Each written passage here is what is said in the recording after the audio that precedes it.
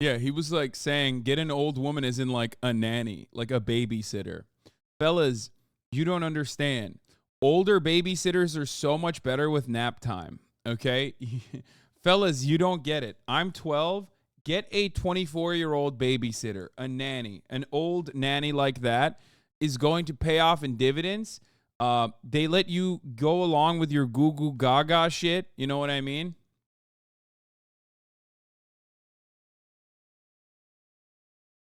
Bro, chill. My grandma's on this app. That's funny. I suppose when I was 18 in college, 24-year-olds had jobs and shit. They're going after Obergefell. Oh, sick. Nice. That's awesome. I love that. Yeah. Yes, yes, yes. Nice. Nice. Ooh. Yes, yes, yes. Ice cream, yum.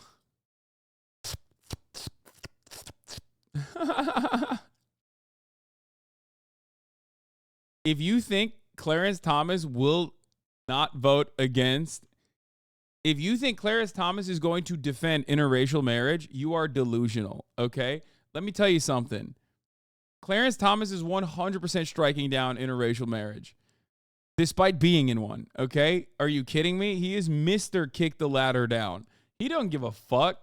He's like, yeah, whatever, I'm married. Your takes on babies is literally the most painfully and brutally honest about little babies, all right? I think babies are fucking boring. They piss, shit, cry all the fucking time. They can't hold a fucking conversation. Like, you should be lucky that I'm letting you survive, baby. I'm going to feed you if you need food, okay? Just, I can't even fucking debate the baby. You know what I'm saying? Like, we're celebrating, like, a dumb shit that like every human being knows how to do. I'm painfully and brutally honest. True. I stand by that. They will ban new interracial marriages. How is that affecting him? That's so dumb. No, I think it. No, I don't. You think they'll just stand if they were to like ban interracial marriages? You think they would just stay with like new interracial marriages? No, they would 100,000,000% inevitably go after criminalizing existing interracial marriages. I mean, that's not so far in American history where that has happened. So I don't think he just gives a shit because he's really rich and really powerful. So I don't think they could touch him. So he doesn't give a shit from that perspective. That's all I'm saying. Okay, let's watch this. Let's watch people not getting the point of the Hollywood strike. So SAG actors are going on strike. What does that mean? My name is Luke Cook. I'm an actor from The Chilling Adventures of Sabrina, Katie Keene, Dynasty, Dollface, and I am not a I have zero clue who this man is, by the way. I have not seen a single one of these things that he's millionaire. I drive a 2010 Mazda S3. My previous car was a 2006 Ford Taurus. 95% of the actors in SAG cannot make a living from acting. They've got to have side hustles, etc. I am one of those actors. So the actors that you're thinking of who are the millionaires are usually series regulars or big A-listers in big movies. The actors who surround them, though, are actors like myself, guest stars, co-stars, etc. And we're paid chips. I'll give you an example. I did a show called Dollface last year. They put me on a billboard on Sunset. Do you know how much they paid me to be on the billboard? $0. The amount that they paid me to be in the show was not much better. So I live in Los Angeles and I have 2 kids. I got paid per episode, which is 2 weeks of work, $7,500. Then it's taxed. Then a manager takes 10%, an agent takes 10%, and a lawyer takes. This is one aspect of the entertainment industry that goes unnoticed because of the, the lip quivering numbers that are discussed oftentimes with respect to like wages, salaries, and whatnot, in comparison to the average individual. But one other part of the story always is that like most people's compensation structure also revolves around getting taxed on a number that you're not even receiving in your pocket, because there's also there's the instability, obviously, because you're rushing from contract to contract. But then also on top of that, there is the reality where, like, in certain circumstances, you're literally you're paying taxes on a number but you're paying out your manager off of that number. But again, this is not like $14,000 a month. This is a one-time contract for those of you who are failing to see. $14,000 a month is great pay. It's incredible pay for even Los Angeles. I think you could definitely make ends meet even with children, right? However, and live a very comfortable life, as a matter of fact, especially if you've made like an investment into a house early on, yada, yada, yada. But it's not $14,000 a month. It's $14,000 for the contract that you have, that's it. That might be the only time you work that year, which is part of the reason why a lot of people end up getting second jobs for stability. It takes 5%. Now, I am one rung below a series regular who is making maybe 100,000 sometimes per episode. They're very wealthy and they're worth it too. They're usually very talented people. A huge portion of this strike is about people like me who need to be paid more for the work that they do and let them have a portion of the profits that these streamers and these big companies are bringing in. So this discussion is not about millionaires. As I said, 95% of the union can't make enough money to live by... Yeah, good luck explaining that to a guy who, in most circumstances, doesn't realize that he's in a similar boat and thinks your job is fucking awesome. Oh, whatever, fuck you. You're an actor at the end of the day. You're on camera. I'd love to have your job. It's like, it doesn't matter. He is a part of a machine that is generating value upwards, generating value for someone else. And when actors or any kind of labor union in any sector demands better pay or better earnings or residuals or a different component, it's always the value that they're generating. Are they really worth it, though? Are those big name stars really that much better at their jobs? Or is it just a classic? The diva gets what she wants and the chorus gets the line, then the chorus line gets the scraps. I mean, I'll tell it to you like this, my friend.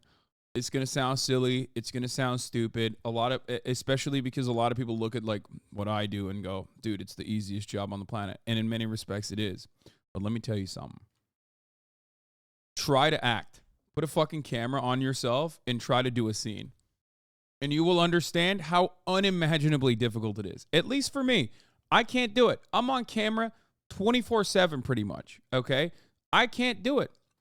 Luck plays a genuine, obviously a super, super genuine part of it, right?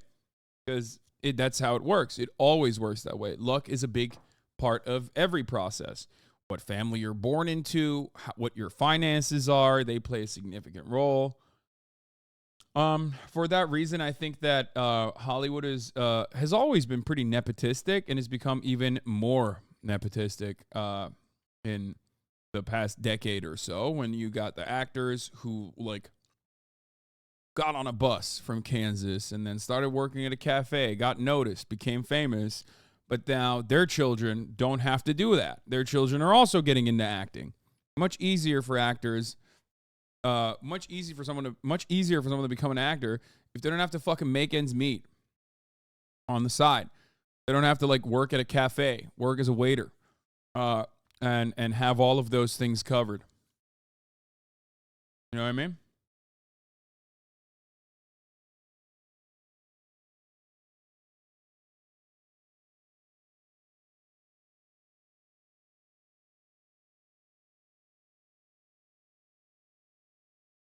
The same thing with sports. Sure, there are a few people who are overpaid, but the stars get paid the big bucks for a reason. They're skilled enough to carry the team. In many respects, these guys are paid the big bucks because someone who is very interested in paying them as little as possible has made the calculation that putting that person in that position is going to put asses in seats, is going to drive ticket sales. That's it. Does anyone here believe that a company is going to literally fucking overpay for someone, a worker? No shot. There's always a reason. There's always a reason. Obviously, you can have like shitty accounting or some other kind of corruption going on behind the scenes. But in most normal circumstances, if Hollywood is choosing to pay someone a certain amount, that means they're getting more of that in return.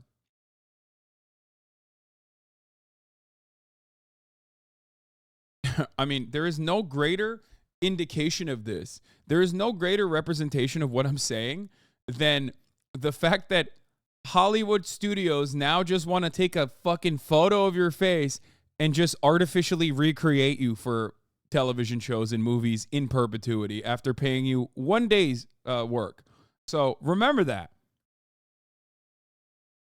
Like, they want to pay you for one day's of work, and then they want to own your face and likeness for the rest of your life and even beyond that. So, been watching Black Mirror, I see. Yeah, it's funny you say that because I did watch that Black Mirror episode, but it's even funnier that now Netflix, Ted Sarandos, David Zaslav, and numerous other CEOs quite literally put a contract stipulation in front of SAG-AFTRA that directly does what you saw in that motherfucking Black Mirror episode. So it's not even a joke. It's not even like an unimaginable thing. Someone wrote about it, Netflix released it, and then Netflix quite literally said, oh, actually, this psychotic dystopian future that we promoted, we want to do that to you. So that is part of the reason. That's part of the reason why they are having this conversation, this back and forth, and that's partially why they are pushing back. Just doing this job. Now, your favorite actor probably won't be too affected by this deal. Whatever the deal ends up being, they'll just continue to get paid a whole lot of money. But everybody else who surrounds them, who enables them to play the roles that they get to play, who play the smaller roles that surround them, are asking for a better payday. And as someone who's a battler, and I always have a side job, I think it'd be great to get paid money to be in your favorite shows. That just seems fair to me. Like, if you see... Yeah, I think everyone that talks about this, like all the actors, everyone that talks about this issue, talks about it in terminology that I think is not so appealing to the broader audience. They just like kind of don't do a good job, in my opinion, of like communicating this to the broader masses. It's not about a payday. It's not about like, spreading the wealth or anything like that. It's quite literally about getting back, clawing back the value that you generated, because there's no value without labor. And part of the reason why they can't actually talk about it on such terms is because there is no Marxist analysis. There's no dialectical materialism. There's no labor theory of value. This is not something that is taught in schools. This is not even in our lexicon. It's not even in our culture in general. So people literally cannot communicate the appropriate reasons as to why this is just about fairness. They always end up using liberal-ass terminology for it, which, in my opinion, throws off a lot of people. You know what I mean? It's like, you're the reason. It's not about like whether you like a particular show or a particular actor. It has nothing to do with that. It's not subjective, right? It's not subjective at all. You're there. You're generating value for a movie. Your presence there is basically either, driving ticket sales or making this art work in a meaningful way. And you want more of the value to not go to the executives, to not go to studio executives and like random fucking shareholders, but back down to the people that are working there. That's it. That's it. That's how it works. Do you think people are really that dumb? I think most people understand they need more dollars to live. No, I don't think this is about stupidity or anything like that. I think this is exclusively about fairness. And when you communicate using like liberal terminology, like spread the wealth or whatever, even if it's progressive liberalism, it's still liberalism. Most people don't understand that. They go, spread the wealth. You already are wealthy. What the fuck? It's not. It's not about that. That's why I always advocate for LeBron James and players' unions in the NBA. That's why I always advocate for these like highly visible sectors that have labor unions, because most people look to that and go, what do you mean? I'm a fucking stevedore. I don't make that much money. Fuck you. Or I'm a plumber. I don't make that kind of money, and I'm doing like actual fucking menial labor. What do you mean? You want more money? Fuck you. The point is, they want more of the money that they are generating for the studios. That's it. Every sector should have a labor union.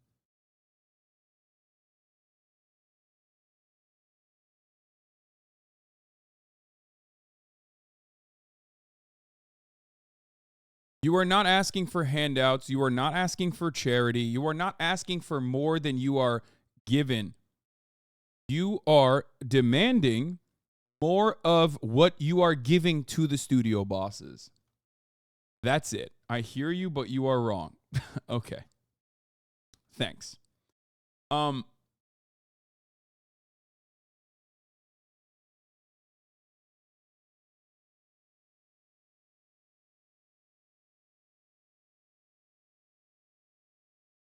Is a man not entitled to the sweat of his brow? Exactly. Is a man not entitled to the sweat of his brow? That's the point. It's reductive, but it's one of the best ways to describe this situation.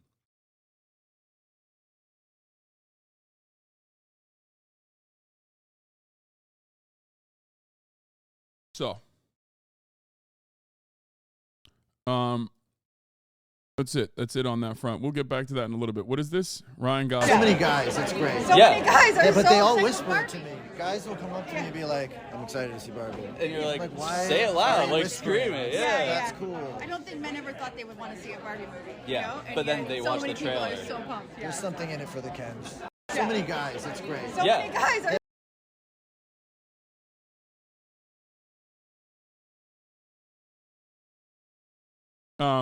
By the way, these people just don't have the news talking about how much their boss makes while they can't pay rent. Every movie has a very public profit margin, and I bet if Tony was told his boss makes $30K on that drywall, he get paid $300, he would be pretty pissed too.